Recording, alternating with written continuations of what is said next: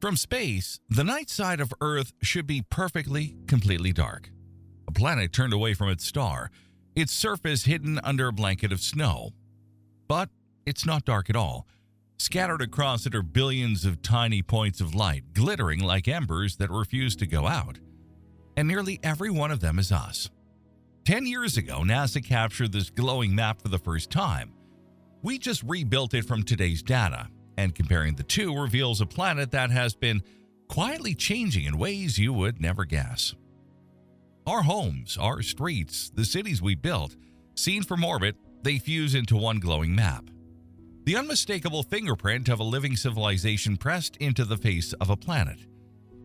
A decade ago, NASA turned that fingerprint into one of the most beautiful images ever made of Earth and called it the Black Marble. So a simple question took hold. What would that map look like today, rebuilt from scratch? It turns out we can, using a satellite circling above your head right now, photographing the planet one dark strip at a time. Every pixel covers about 0.3 miles of ground.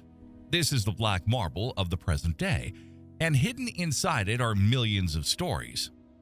Some beautiful, some troubling, a few quietly rewritten in the past 10 years. Let's zoom in. One thing first, the sensor that took these pictures is almost unbelievably sensitive. It can spot the lamp of a lone fishing boat in a deserted ocean, the flare of a gas well in a pitch-dark desert, even the shimmer of the northern lights. So keep one question in mind as we go. Is every light down there really a city? Because a surprising amount of it is not. The first thing that stops you is a strange shape in northeastern Africa. It looks like someone poured liquid gold across a sheet of black glass and let it run. A thin, glowing thread swelling into a bright fan at the top, with pure darkness pressing in on both sides. That thread is the River Nile. For more than 6,000 years, it has been the lifeline of one of the oldest civilizations on Earth. And from orbit, you can see exactly why. Roughly 95% of all Egyptians live within about 12 miles of the water. Everyone else essentially lives nowhere, because on either side of that glowing ribbon lies the Sahara, some of the most hostile ground on the planet. From space at night, the contrast is brutal and gorgeous. The Nile's not just a river of water. It is a river of light, a bright crack of human life running through an ocean of unbroken dark. And it's only the beginning, because in other parts of the world, the lights don't follow a single line. They spill out and swallow entire countries whole. Cross the Mediterranean into Europe, and the neat lines dissolve into a flood. From England into France, through Belgium and the Netherlands, across Germany and Switzerland, and down into northern Italy, the lights bleed together until you can no longer tell where one country ends and the next begins. It stops looking like separate cities and starts looking like a single glowing circuit board, wired together over thousands of years.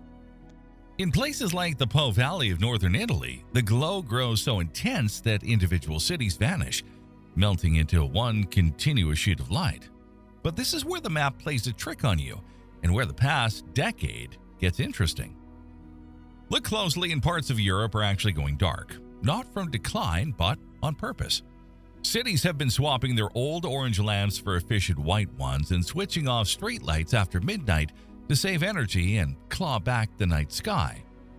In France alone, the nighttime glow has dropped by nearly a third. There is even a strange catch buried in the technology. The satellite is nearly blind to the blue-white light of modern lamps. So when a city upgrades to them, it can appear to fade from orbit even as the actual glare on the ground gets worse. Sometimes the map is not showing you less light. It's showing you the light the machine simply can't see. Cross the Atlantic and a different pattern takes shape over North America. Down the eastern seaboard, from Boston through Philadelphia and Washington and all the way into Florida, the land glows in one dense, connected web. Push inland, and that web frays into scattered points, glowing islands like Denver, Phoenix, Las Vegas, and Salt Lake City, marooned in wide oceans of dark. There is a reason the country is lit so lopsidedly. A large majority of Americans live in the eastern half because that is where the first settlers landed and spread before the mountains, plains, and deserts of the West slowed everything down. The East filled with cities and industries in a couple of centuries. The West is still mostly open ground. But watch the bright western prairie again, because some of those lights are lying to you. In the oil fields of North Dakota and Texas, fierce clusters of light burn in the middle of nowhere, brighter than some real towns. Those are not cities, they are gas flares, waste fuel being burned off at the wellhead, glowing furiously into the empty night.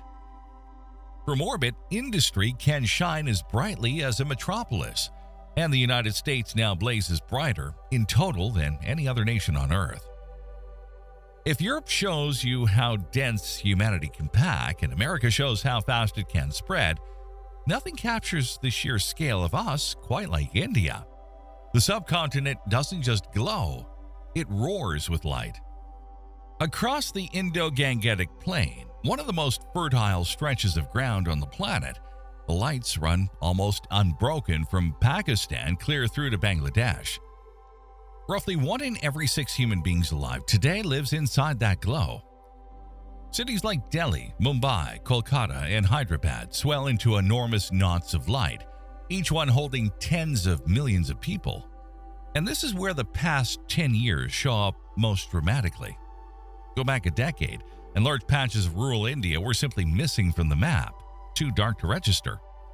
Since then, power has reached tens of millions of homes for the first time, and those regions have literally switched on, brightening the satellite record year after year. India is not alone. Across sub-Saharan Africa and Southeast Asia, some of the fastest brightening on Earth is happening right now, as whole populations gain electricity for the first time. On this map, you are not just looking at where people live, you're watching them climb out of the dark in real time. But this map does not only reveal where we gather and grow, it reveals where we disappear. And some of the darkest patches on the whole planet are dark for reasons that have nothing to do with empty land and everything to do with power and fear and war. Once you learn to read the shadows, the map becomes a very different kind of story. Look at the Korean Peninsula, and you'll see the most chilling image in the entire dataset. The southern half, South Korea, blazes with the dense, restless light of a modern country. Then, along a single, jagged line, the light simply stops, falls off a cliff into near total black. That darkness is North Korea, the most heavily guarded border on Earth. And you don't need a map to find it because it draws itself in the absence of light. Only the capital, Pyongyang, glimmers faintly against the void because the country's scarce electricity is funneled where the ordinary towns are left to vanish into the night. Here, darkness is not empty land. It is a decision visible from space. Not every dark region hides a tragedy, though. Some are just genuinely, beautifully empty. Australia is the perfect example. Its coastline sparkles with cities like Sydney, Melbourne, and Brisbane, but step inland and the lights die away almost at once, swallowed by an interior so harsh that almost no one lives there. The same holds for the Amazon. It covers an area larger than most countries on Earth, yet from orbit at night it is a vast, breathing slab of black. These dark places are a strange comfort. They remind you that even with more than 8 billion of us, huge stretches of the planet remain untouched, still wild, still dark. Then there are the lights that appear where no light should be at all. Far out in the open ocean, clusters of brilliant points sometimes bloom in the middle of nothing, hundreds of miles from any shore.